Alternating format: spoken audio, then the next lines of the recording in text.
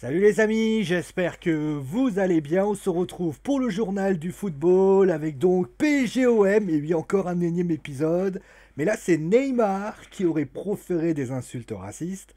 Kylian Mbappé, la question à quoi joue le Paris Saint-Germain. Et enfin Luis Suarez, Atlético Madrid, un départ se complique.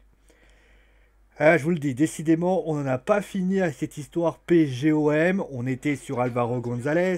C'est maintenant Neymar qui serait dans la tourmente. En effet, d'après la radio Cadena Copé, ils ont affirmé que l'Olympique de Marseille disposerait d'une preuve prouvant que Neymar aurait dit à Hiroki Sakai, et je cite, chinois de merde. Bien sûr, il est interdit, tout comme pour l'affaire Alvaro González, d'affirmer ou d'infirmer de tels propos qui auraient pu être tenus par le Brésilien. D'ailleurs, contacté par le Parisien, l'Olympique de Marseille a indiqué donc qu'ils avaient ces preuves, mais qu'ils se réservaient le droit de les montrer à la Ligue de football professionnel et non à la presse. D'ailleurs, maintenant, si ça venait à être officialisé, c'est Neymar qui serait dans la merde, puisqu'il y a aussi les soupçons d'homophobie par rapport à Alvaro González, mais maintenant, du racisme. On peut imaginer peut-être littéralement l'absence des deux joueurs, si ça venait à être officialisé, jusqu'à 2021. On l'a encore vu ce week-end, la présence de Kylian Mbappé change totalement le style du Paris Saint-Germain. Loin des terrains en raison du Covid, son simple retour a démontré à tous et à toutes son importance au sein de l'attaque parisienne. Maintenant, il y a une donnée très claire, 2022. Ce chiffre est la date de la fin de son contrat et étrangement, tout comme Neymar d'ailleurs, le Paris Saint-Germain n'a toujours pas réussi à conclure un accord entre le champion du monde français et le club. Et d'après l'équipe, la situation n'avance pas tellement. En effet, les propos de The Times ont semblé une info sans fondement. Maintenant, on le sait, Kylian Mbappé sera à 1 an de ce contrat en 2021 et l'ombre du Real Madrid planera autour du Parc des Princes.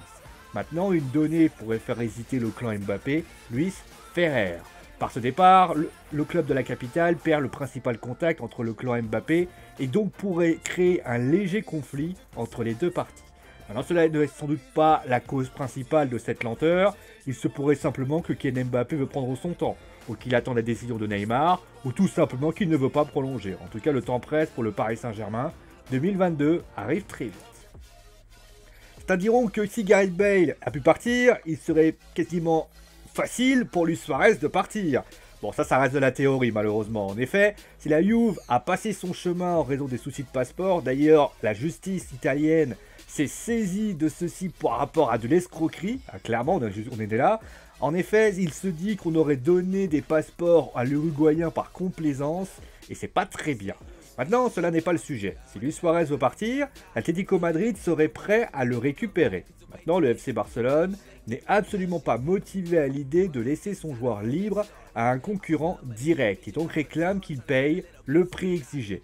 Le Mundo Deportivo dit même que le président Bartomeu met même le frein à main pour éviter de le laisser partir on va dire gratuitement. Voilà, c'est plus simple.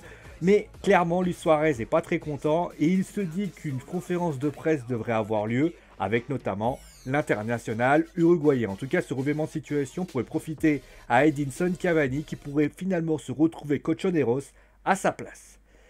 C'est la fin de l'émission, j'espère que l'émission vous a plu, on se retrouve bien sûr demain pour plein d'informations. D'ici là, portez-vous bien, gros bisous tout le monde et à très vite.